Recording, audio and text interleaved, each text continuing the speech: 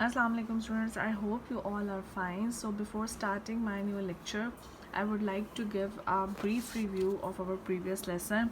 As you know that we are doing the chapter Pioneers of Computers, in which we are discussing some important pioneers who has taken the important steps in the history of computer, in the evolution of computer. In my last lesson, we have discussed a very important device that was the first calculator of that age, that was known as a Pascaline calculator, and it was invented by the Blaise Pascal. I told you that Pascaline is was a calculator which has the toothed wheel on it, and it was only able to add and subtract. So it was not that much successful because it was not able to perform other arithmetic calculation involving the multiplications and divisions too. Later on, there was a scientist known as Gottfried Leibniz. You can see him. He thought that though the Pascaline was a very useful device, but Pascaline lacked some of the things.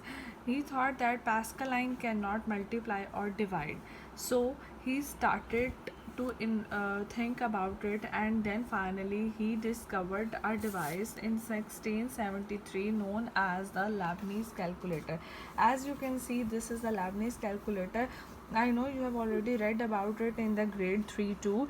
Leibniz calculator has a screwdriver kind of hand that will be revolved to add, subtract, multiply and divide.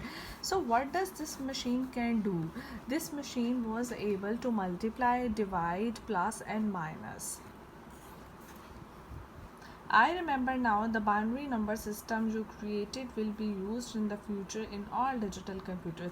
So Leibniz calculator was the first calculator who worked on the binary numbers. Binary numbers mean zeros and the ones, and this is the same language that the today's computer is working on. Computer cannot understand the language that what we write as an input.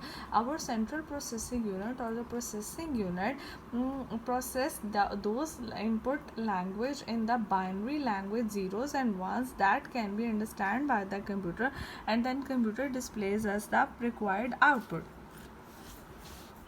In 1673, Gottfried Leibniz, a German philosopher and mathematician, invented the first mechanical calculator. He called it the step-reckoner. So, this was the first mechanical calculator of the history. Next, the person you can see in the picture is known as the father of computer. He is the Charles Babbage. And why he is known as the father of a modern computer? Because he invented those things that are being still used in today's computer too. And what did he invented? He invented two things. Number one, difference engine, and number two, analytical engine. What was the reason he invented it too? Okay, so that was a time back in 1800s when the Charles Babbage studied that Pascaline could only do the add and minus, and Leibniz calculator can only perform plus, minus, multiply and divide. So there was also need to calculate some other things, just like the percentage, averages, mean, mod, median, and the various other things, square root, that we can also have to do besides the basic calculation. So for that purpose, the Charles Babbage was a person who invented the difference engine in 1823. This was a difference engine was just like the calculator, who was able to perform the calculation manually. There was some numbers written on the difference engine, and the people were able to use it with the help of this handle. Hello Wiz, I am a Charles Babbage. I invented the difference engine. It is a calculator. It computes mechanically. So it shows that that was a mechanical engine that has to do manually. That's right. I want to make a machine that calculates without making any mistakes. There was some error that happened with the Leibniz calculator and the Pascal, and so Charles Babbage wanted to invent such a device with the errorless. I know what compute means. It means to calculate. Charles Babbage, an English mathematician, designed the difference engine in 1823, followed by the analytical engine in 1834. So that was invented in 1823 and that was invented in 1834, which he tried to program to do any kind of calculation. So he wanted that these engines, both difference engine and the analytical engine, can perform any kind of the calculation.